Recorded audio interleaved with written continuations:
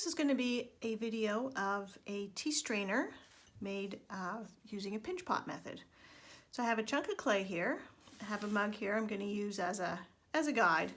It's fairly standard size mouth.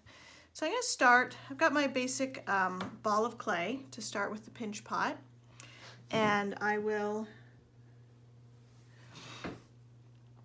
start by flattening it a little bit so it's less of a ball, more of a flattened kind of a puck shape. And then I'm going to create the center part here by pressing in my thumb, and I'm going to be keeping this edge part here a little bit thicker because it's going to come out as a flange. So the idea with this is not to be a strainer for loose tea, but to hold the tea bag in the top of your mug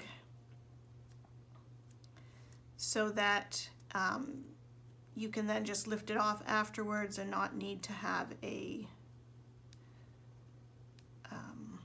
spoon or to have the string in your tea. So will have holes in it, and I'm pressing, smoothing and pressing at the same time. Again, keeping this part a little thicker and getting the part under here thinner. And I have left my thumbnail. I've let it grow a little bit long, which isn't good for making pinch pots, but we'll make it work. Can always smooth out the rough spots or the indents later. And it can be fairly thin because it doesn't need a foot or anything, and it's going to have holes in it later.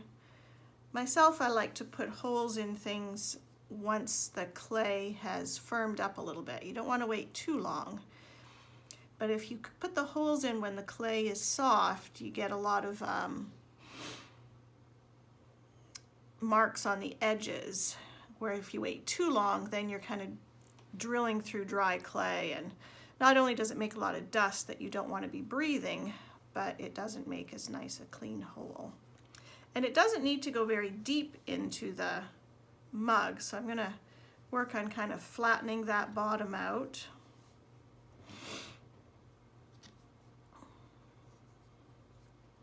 Making the walls fairly thin, so it's okay to have the walls fairly vertical, flat bottom, vertical walls. You can make it as rounded as you like, and it's getting thinner. I'm starting to feel, when I rub my thumb along the inside, I can feel it on the bottom here.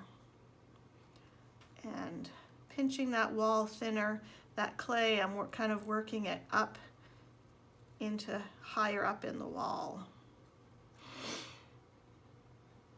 Remember, it will shrink, so it's okay if it feels like it's pretty big in there. So as long as it fits in, and it will shrink, but it doesn't need to be a real specific size to hold a teapot.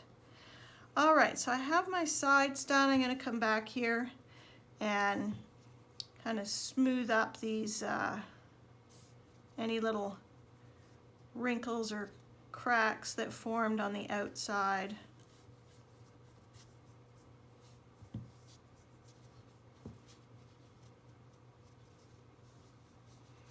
A little bit of pressure, tiny bit of water just to keep the surface slick.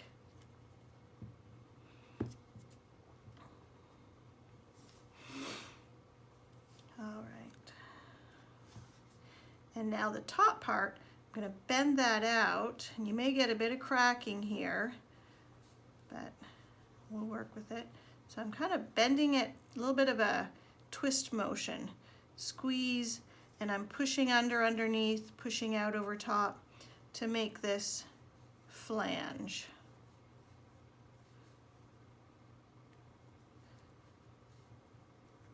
I'm using scrap clay here, so I have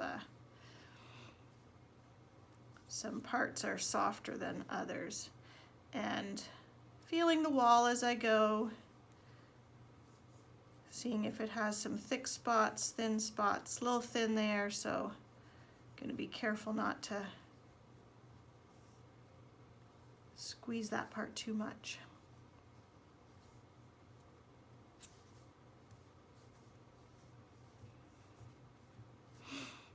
Size it up. It's plenty big, but it will shrink. The trick is you want to make sure that the wall is deep enough that when your tea bag is in there, it will be in the water, so that all the holes will let the water in, and then when you pull it out, let the water out, or the tea by that time. Of course, then once you do the basic shape, you can get as fancy and decorative as you like. You could decorate the rim, you could put a little handle on it, write somebody's name on it, write an inspirational little quote on it, have a nice day, enjoy your tea, whatever you like. If it's a gift, you can do something that will make that person smile when they're enjoying their tea. If they tend to have tea in the morning, something about having a nice day. If they have tea at night, you know, sweet dreams. And that's looking quite nice.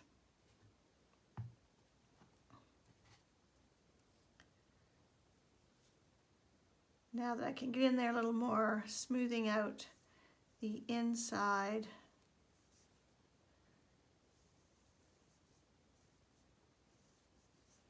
Making it a little thinner, a little deeper.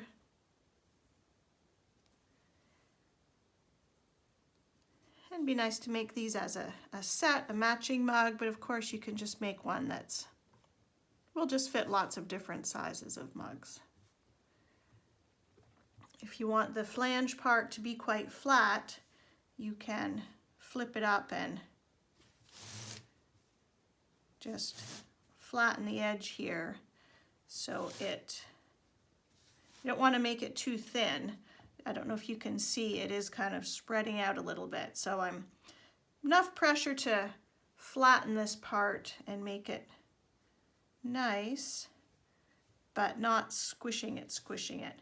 And then of course you could take if you want it to be a perfect circle, take a cookie cutter or something, or a template.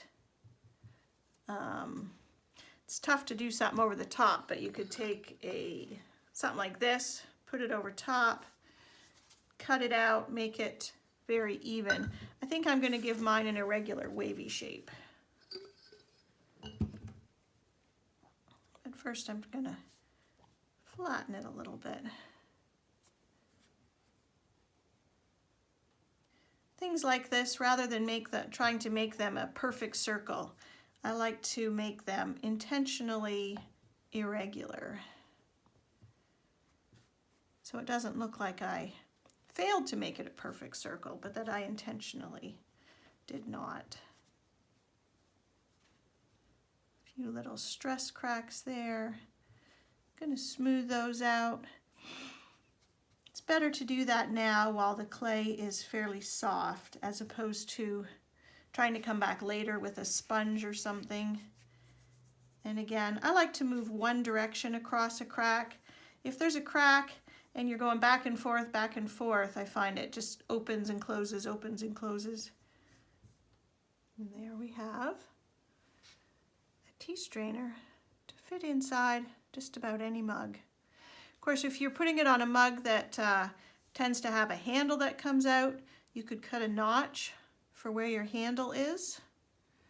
So to cut out a circle, you can just freehand it. I might pick, this looks like my shortest spot anyway. So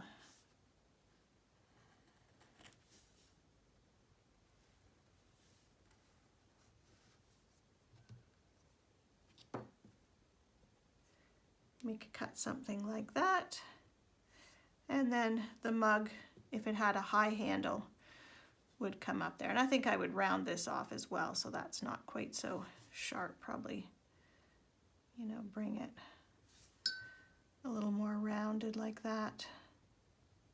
But now you're just getting into design and personal preference and all that sort of thing. All right, I'll show you again once it has the holes later.